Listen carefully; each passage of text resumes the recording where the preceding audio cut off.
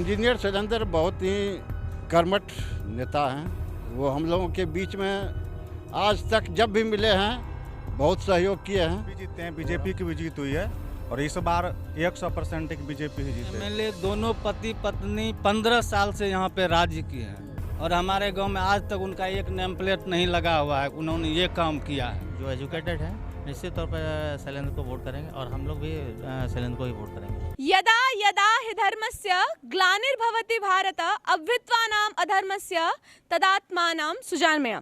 नमस्कार, मैं पूजा सिंह और आपने न्यूज़ भारतवर्ष देखना शुरू कर दिया। आप सोच रहे होंगे कि मैंने महाभारत की ये 4 लाइनें क्यों बोली। ये लाइन तब बोली गई थी कि जब जब धर्म की हानि होगी तब तब प्रभु हमारे बीच आएंगे। बिहार में अधर्म हो रहा है, बिहार में ज़रूरी है कि लोगों की सुनी जाए, बिहार में ज़रूरी है कि अफसरशाही को कम किया जाए। ये वही बिहपुर है जहाँ पे 4 दिन पहले एक बहुत ही अशोभनीय घटना हुई थी। तो चलिए बिहपुर के लोगों से जानते हैं कि वो इस बारे में क्या सोचते हैं और इस बार किसको वोट देंगे और क्या सोच के वोट देंगे। तो चलिए शुरू करते हैं। बताइए अंकल, इस बार क्या सोच के वोट दीजिएगा? हम लोग इस बार जो भाजपा को वोट देंगे, मोदी सरकार जो किया है, जब से हम लोग बच्चा से आज तक देखते आ रहे हैं, धारा 370 खत्म करेंगे। कोई भी पार्टी नहीं कर सकी थी। राम मंदिर बनाएंगे, कोई नहीं बनाया था, वो मोदी सरकार ने की है। और 3 तलाक जैसे मुद्दे जो उन्होंने ख़त्म किए हैं, ये बिहार ही नहीं बल्कि पूरे भारत के लिए गौरव की बात है। हम लोगों को गौरव है कि मोदी सरकार को इस बार वोट देकर के नीतीश के मोदी को देख रहे हैं कि यहाँ के स्थानीय प्रत्याशी के बारे में क्या कहना? नहीं, ऊपर में जो भाजपा इनके साथ में है, मुख्य रूप से हम उनको देख रहे हैं, लेकिन यहाँ पर तो नीतीश ही सरकार बनाएंगे, इसलिए नीतीश को ही वोट देंगे। भाजपा का जो मुख्य है काम, वही इनके साथ में काम बढ़ोतरी करेगा, वोट का जो प्रतिशत बढ़ाएगा। भाजपा ने जो अभी यहाँ पर गेहूं, चावल या अन्य सामान का जितना भी वितरण किया है, वो बहुत ही शोभनीय काम है। कोई और सरकार यहाँ पर नहीं कर सकती थी, वो यहाँ पर मोदी भाजपा के यहाँ से प्रत्याशी हैं इंजीनियर कुमार शैलेंद्र, उनके बारे में मुझे कुछ बताइए। इंजीनियर शैलेंद्र बहुत ही कर्मठ नेता हैं। वो हम लोगों के बीच में आज तक जब भी मिले हैं बहुत सहयोग किए हैं और हम लोग उनको भारी बहुमत से विजय बनाएंगे। अच्छा, इंजीनियर साहब का जिक्र हुआ, उन्होंने कहा कि उन्होंने काम किया है, लेकिन 5 साल तक तो थे नहीं गद्दी पर, तो कैसे मान लिया जाए कि उन्होंने काम किया? लेकिन नहीं रहने के बावजूद भी हमारे क्षेत्र में लगातार भ्रमण करते रहे, लोगों का हाल चाल जानते रहे। तो जब नहीं थे तब इतना वो कर्मठ थे, तो बनने के बाद तो हमको लगता है कि वो ज़्यादा विकसित होंगे, ज़्यादा विकास करेंगे, जनता के प्रति लगाएंगे। तो इस बार हवा है बीजेपी की तरफ? जी बहुत ज़रूर है, 100% हवा है। बिहपुर में एक चीज़ की एक तरीके से कहें लांछन है बिहपुर पे कि यहाँ जाति के बारे में सोचकर और जातिगत राजनीति भूलो मंडल जब बने थे सांसद, तो उन्होंने ये बात कहीं ना कहीं दबे जबान में वो कहते हैं कि जीतेंगे तो हम ही। ये नहीं, कैसे? ऐसा नहीं है। ऐसा नहीं है, कोई ही जीतेंगे। हम पिछले बार में हम भी जीते हैं, बीजेपी की भी जीत हुई है और इस बार 100% एक बीजेपी ही जीतेगी। अच्छा, पिछले बार शैलेंद्र जी 2015 में क्यों हार गए थे, आपको क्या लगता है? हारने का वजह बहुत ज़्यादा नहीं है। एक्चुअली होता क्या है, 5 साल के बाद जब कोई दूसरा पर आता है तो लोग का थोड़ा हल्का झुकाव कम हो जाता है, वजह ही रहा। और कम मतों से हम लोग हारे थे, इस बार हम जीतने जा रहे हैं। अच्छा, जीतने जा रहे हैं, कम मतों से हारे थे। आपको क्या लगता है, क्या ये कौन सा भमरपुर है? भ्रमणपुर। हाँ, तो भमरपुर में के भी आपसी मुद्दे होंगे?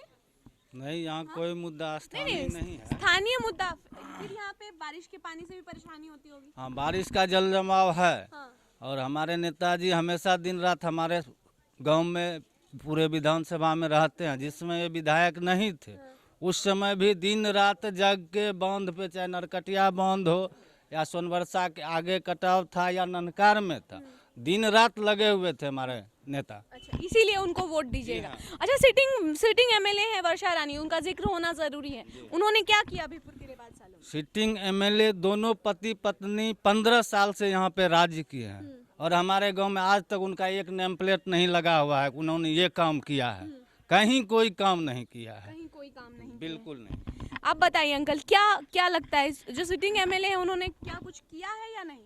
और उनके पति भी सांसद थे, तो यहाँ पे तो विकास ज्यादा होना चाहिए था। देखिए जहाँ तक हमारे पंचायत का बात है, वो एक भी काम यहाँ नहीं किए हैं। उसका विकास कहीं नहीं, वो आते भी नहीं हैं, हम लोग देखे भी नहीं हैं। देखे भी नहीं। तो इस बार क्या सोच के वोट दीजिएगा? जो आते हैं, जो हमारे लिए काम करते हैं, हमारे बीच में रहते हैं, उसी को वोट देंगे। कौन आता है? इंजीनियर शैलेंद्र। इंजीनियर शैलेंद्र आते हैं, वाकई में आते वास्तव हैं बात कि ये बस चुनाव के वक्त आते हैं? नहीं, यहाँ 5 साल से लगातार आ रहे हैं वो। अभी तो इलेक्शन आते ही हैं, पहले भी आते थे। चुनाव के वक्त नहीं, पहले आते थे। सही कह रहे हैं भैया? बिल्कुल सही कह रहे हैं। अच्छा, तो क्या सोच के वोट दीजिएगा?